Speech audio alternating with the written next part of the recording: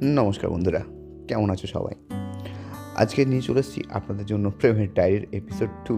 প্রেমের ডায়েরি, যেখানে তুমি লেখো, আমি শোনাই। নেক্সট রবিবার আমাদের হচ্ছে মহালয়া, তাই মহালয়া স্পেশালও ভালো ভালো অনেক ঘটনা আসতে চলেছে প্রেমের। আর তুমিও যদি কারোর প্রেমে পড়েছো বা তোমার জীবনেও যদি কোনো প্রেমের ঘটনা থাকে, সেটা ইউনিক না হলেও চলবে, তাহলে অবশ্যই তোমরা আমাকে লিখে পাঠাতে পারো। আমার ইনস্টাগ্রাম আইডি হচ্ছে স্বাগতম2006। সেখানে আপনারা অবভিয়াসলি আমাকে লিখে ঘটনাটা পাঠাতেই পারেন, আমি শোনাবো। অথবা যদি আপনারা নিজেদের রেকর্ড করা ঘটনা পাঠাতে চান, তাও পাঠাতে পারেন, আমি আপনার রেকর্ডিংটি এখানে চালিয়ে দেবো। আজকের ঘটনাটি কোনো আহ, কারোর কাছ থেকে মানে নিয়েছি তেমন না, আজকের জাস্ট একটা ইন্টারনেট থেকে কালেক্ট করা ঘটনা। তো শুরু করা যাক আজকের ঘটনাটি। আজও শ্রাবণের আকাশ ভেঙে বৃষ্টি নেমেছে। পুরোনো বারান্দায় বসে বৃষ্টি দেখছিলাম, আর আমার সেই ছোটবেলাকার কথা মনে পড়ছিল। আমার নাম মেঘ, আর আমার সেই প্রিয় মানুষটির নাম ছিল রোদ। আমি এখানে নিজেদের নামগুলো একটুখানি পাল্টে দিলাম, মানে আমাদের আসল নাম ব্যবহার না করে আমরা যে নামে একে অপরকে ডাকতাম সেই নামগুলোই ব্যবহার করছি। নামের সাথে আমাদের চরিত্রের কোনো মিল ছিল না, কিন্তু ছিল না কোনো মিল আমাদের সম্পর্কের পরিণতিতেও। আমাদের দুজনের বাড়ি একই পাড়ায়, খুবই কাছে। রোদ ছিল খুব শান্ত, ইন্টারভেট, আর আমি ছিলাম দুরন্ত, প্রচণ্ড এক্সট্রোভার্ট। ছোট থেকেই আমাদের বন্ধুত্ব। বিকেল হলেই আমরা একদল বন্ধু মিলে মাঠে খেলতে যেতাম।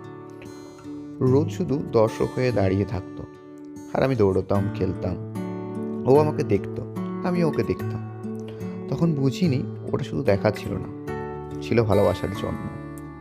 যখন ক্লাস 9-এ উঠলাম, তখন আমাদের বন্ধুত্ব এক নতুন দিকে মোড় নিল। আমাদের চোখ তখন নতুন ভালোবাসার নতুন স্বপ্ন খুঁজতে শুরু করলো। সবার থেকে দূরে এক অন্য জায়গায় যেয়ে বসতাম, মনের কথাও বলতাম। প্রথম প্রেম, তাই সবটাই যেন কেমন রূপকথার মতো লাগতো। একে অপরের হাতে হাত রেখে প্রতিজ্ঞা করলাম, যাই হয়ে যাক হোক, আমরা কখনো আলাদা হব না। কিন্তু জীবন তার রূপকথা নয়। স্কুলের শেষ দিনগুলোতে আমাদের সম্পর্কের কথা সবার সামনে প্রকাশ হয়ে গেল। তখন থেকেই শুরু হলো সমস্যা। রোদ ছিল পরিবারে আমাদের সম্পর্কে মানতে রাজি ছিল না। রোদের পরিবার আমাদের সম্পর্কের একদম এগেনস্টে ছিল, কারণ তারা চেয়েছিল ওদের মেয়ে যেন কোনো উচ্চশিক্ষিত বড় চাকরিওয়ালা ছেলের সাথে বিয়ে হয়। আর আমি তখন শুধু একটা স্কুলের ছাত্র, জাস্ট। ধীরে ধীরে আমাদের মধ্যে অনেক ঝামেলাঝাটি শুরু হয়ে গেল, কথা বলাও কমে গেল। রোদের সাথে আমার দূরত্ব যেন দিনকে দিন বাড়ছে।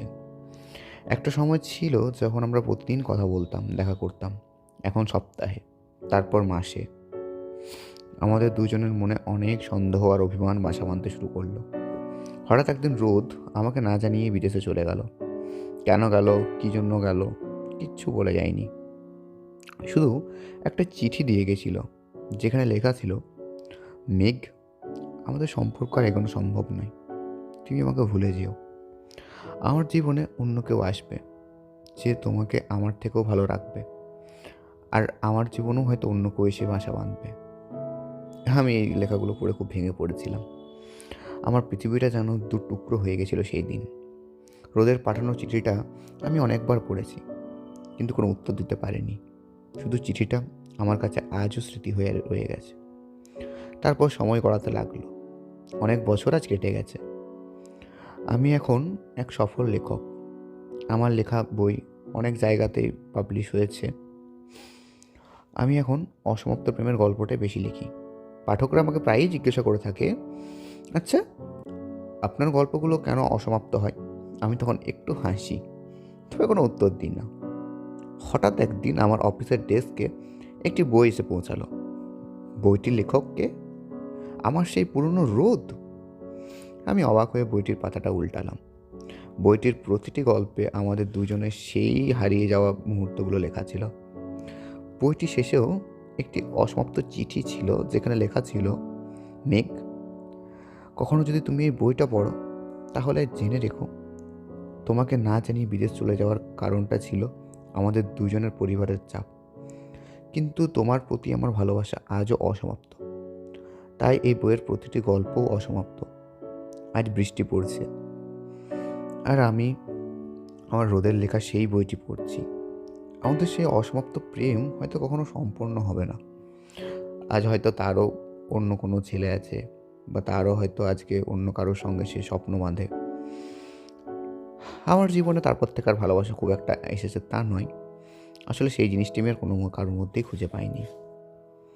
তবে আমাদের ভালোবাসা এই অসমাপ্ত চিঠির মধ্যেই চিরকাল বেঁচে থাকবে। সো এটাই ছিল আজকের পডকাস্ট। যদি তোমাদের পডকাস্টটি ভালো লেগে থাকে অবশ্যই লাইক করে দিও। আর হ্যাঁ, তোমাদের জীবনেও যদি কোনো ঘটনা থাকে তাহলে ঘটনাটা অবশ্যই আমাকে একটু লিখে পাঠিও। আমাকে কন্ট্যাক্ট করার সমস্ত ডিটেলস তোমরা আমার ইনস্টাগ্রাম থেকে পেয়ে যাবে। আমাকে ইনস্টাগ্রামে তোমরা অবশ্যই কন্ট্যাক্ট করো। স্বাগতম 2006 হচ্ছে আমার insta ID. So check it out. সবাই ভালো থাকবেন, সুস্থ থাকবেন। সামনে পুজো, জমিয়ে পুজো করুন, জমিয়ে উৎসব আনন্দ করুন, অ্যান্ড প্রেম করুন। মনে রাখবেন, ভালোবাসতে ভুলে যাবেন না।